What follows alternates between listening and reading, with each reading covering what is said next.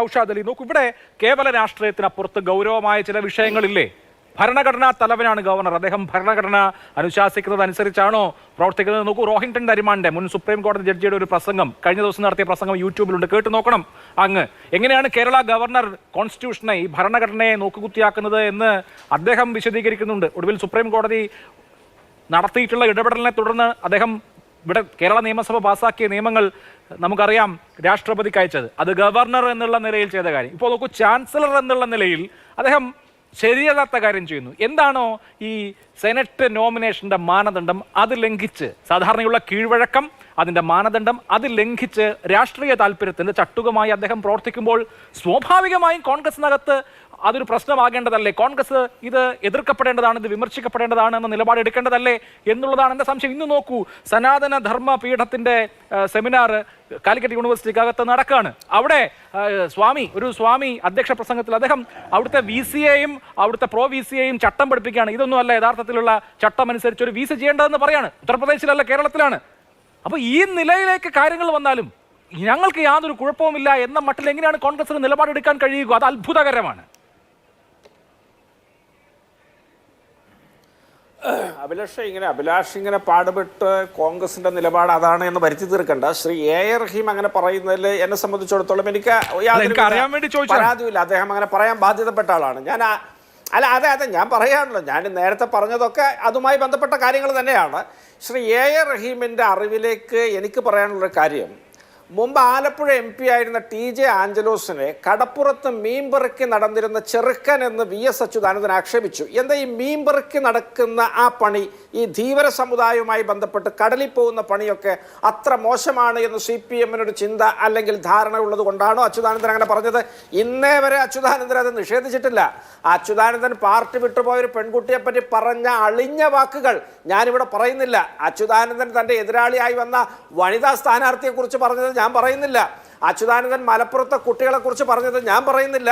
അച്യുതാനന്ദൻ പ്രണേതാക്കളെ കുറിച്ച് 10-16 വർഷം മുമ്പ് പറഞ്ഞ് വലിയൊരു നരേറ്റീവിന് തുടക്കം കുറിച്ചതിനെ കുറിച്ച് ഞാൻ പറയുന്നില്ല. അപ്പോൾ നിങ്ങൾ ഇതൊക്കെ ഒന്ന് തിരുത്തി വന്നാൽ നമുക്ക് ഇതൊന്ന് ആലോചിക്കാം എന്ന് എനിക്ക് റഹീമിനോട് പറയാനുണ്ട്. പിന്നെ ഞാൻ പറഞ്ഞ കാര്യം, അത് വർഷങ്ങളായി ഇവിടുത്തെ രാഷ്ട്രീയ രംഗത്തും സാമൂഹ്യ രംഗത്തും സാഹിത്യ സാംസ്കാരിക മേഖലകളിലൊക്കെ പ്രയോഗിച്ചു പോരുന്നൊരു ചൊല്ലാണ്. അതിനിങ്ങനെയുള്ള സാങ്കേതികത്വം മുൻനിർത്തിയിട്ട് ആർക്കെങ്കിലും വേദന ഉണ്ടാക്കുന്നതാണെങ്കിൽ തിരുത്താൻ ഞാൻ എൻ്റെ മനസ്സുള്ള ആളാണ്. അതിനകത്തും യാതൊരു തർക്കമില്ല. അല്ല, നിങ്ങൾ ഇടപെടരുത്. ഞാൻ എൻ്റെ ഊഴം തീർത്തോട്ടെ. നിങ്ങൾ വിശദമായിട്ട് പറഞ്ഞു കഴിഞ്ഞു. ഞാൻ എൻ്റെ ഊഴം തീർത്തിട്ട് നിങ്ങൾക്ക് പറയാം. ഇനി അഭിലാഷ്, ഇവിടെ ഈ ഗവർണറുമായി ബന്ധപ്പെട്ട് അദ്ദേഹം വന്ന നാള് തൊട്ട് അദ്ദേഹം സംഘ് പരിവാറിൻ്റെ ഏജന്റാണ്.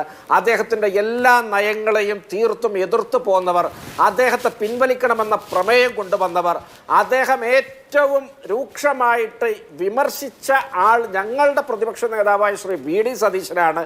ഇത്തരത്തിലൊക്കെ അദ്ദേഹവുമായിട്ട് കൃത്യമായ അകലവും കൃത്യമായ വിയോജിപ്പും പുലർത്തി മാത്രം മുന്നോട്ട് വന്ന ആളുകളെ കുറിച്ചാണ്, അദ്ദേഹവുമായിട്ട് നിരന്തരം ചങ്ങാത്തത്തിൽ ഏർപ്പെട്ട ആവശ്യം വരുമ്പോൾ അദ്ദേഹമായിട്ട് പിണങ്ങുന്ന ആളുകൾ വന്ന് തങ്ങൾക്ക് പിണക്കം വന്നപ്പോൾ കോൺഗ്രസിനെതിരെ ആരോപണമായിട്ട് വരുന്നത്.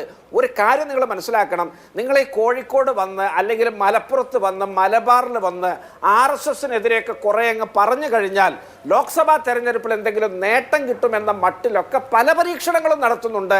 അതിൽ ഏറ്റവും പുതിയ ഏട് എന്നതിൻ്റെ അപ്പുറത്ത് ഇതിനെക്കുറിച്ച് ഒന്നും ഞാൻ കാണുന്നില്ല.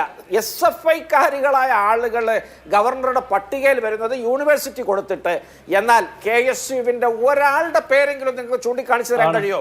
ഏതോ കോൺഗ്രസ്സുകാരുണ്ട് എന്നാ പറയുന്നത്. എനിക്കറിയില്ല ഏതെങ്കിലും കോൺഗ്രസ്സുകാരുണ്ടോ എന്ന്. കോൺഗ്രസ് പാർട്ടി ഇന്നേ വരെ അത്തരത്തിലൊരു പേരും കൊടുത്തിട്ടില്ല. ഞങ്ങൾക്ക് ആ പേരുകളുമായിട്ടും ബന്ധമില്ല. ഞങ്ങളെ പാർട്ടിയുമായിട്ട് ഈ നടപടിക്ക് ഒരു ബന്ധമില്ല. എന്നാൽ കഴിഞ്ഞ ജൂൺ മാസത്തിൽ 6 CPMകാരെ കാലിക്കറ്റ് യൂണിവേഴ്സിറ്റിയുടെ സിൻഡിക്കേറ്റിലേക്ക് ഇതേ ഗവർണർ നോമിനേറ്റ് ചെയ്തല്ലോ. ഇവർക്ക് യാതൊരു തർക്കവും ഉണ്ടായില്ലല്ലോ. ഇവരുടെ പലതരത്തിലുള്ള ഓർഡിനൻസുകൾ, ലോകായുക്തയുടെ കരചരണങ്ങൾ ഭേദിക്കുന്നതടക്കം ഗവർണർ ഒപ്പിട്ട് കൊടുത്തല്ലോ. ഇവർക്കൊരു പ്രശ്നമില്ല. അത് ബില്ലായി വരുമ്പോൾ ഗവർണർ എതിർക്കുന്നു. ഇവരൊക്കെ തമ്മിൽ പലതരത്തിലുള്ള കൊടുക്കൽ വാങ്ങലുകളിലൂടെ മുന്നോട്ട് പോകുന്നു. ആ കൊടുക്കൽ വാങ്ങലിന്റെ തോത് തെറ്റുമ്പോൾ ഇവർ തമ്മിൽ തർക്കമാകുന്നു.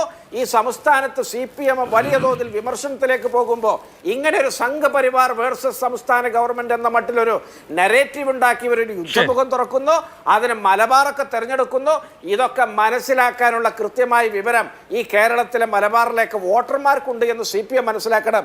ഞങ്ങൾ ഈ ഗവർണർ വന്ന എന്ന് മുതൽ അദ്ദേഹത്തെ നഖശിഖാന്തം എതിർത്തു പോരുന്നവരാണ്.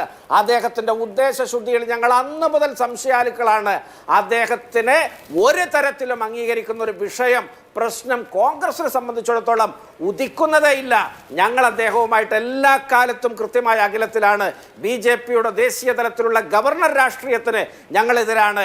BJPയുടെ ദേശീയ തലത്തിലുള്ള ദേശീയ അന്വേഷണ ഏജൻസികൾ ഉപയോഗിച്ച് വേട്ടയാടുന്ന രാഷ്ട്രീയത്തിന് ഞങ്ങളെതിരാണ്. അതിൽ നിന്നൊക്കെ സേഫായി നിൽക്കുന്നത് പിണറായി വിജയൻ മാത്രമാണ്. ഇന്നാണ് കേജ്രിവാളിന് ED നോട്ടീസ് കൊടുത്തത്. ഡൽഹിയിലെ വ്യവസായ നയം മാറ്റിയതുമായി ബന്ധപ്പെട്ട വിഷയത്തിൽ എത്രയെത്ര കാര്യങ്ങൾ ഇവിടെയുണ്ട്. ഏതെങ്കിലും ഒരു നോട്ടീസ് പിണറായി വിജയന് പോയോ? ഏതെങ്കിലും CPM-മായി ബന്ധപ്പെട്ട ആർക്കെങ്കിലും ഗൗരവതരമായിട്ട് അത്തരമൊരു നീക്കമുണ്ടായോ? കേന്ദ്ര ഏജൻസികളും ഗവർണർമാരും എല്ലാ കാലത്തും ഇവരെ കൂടെ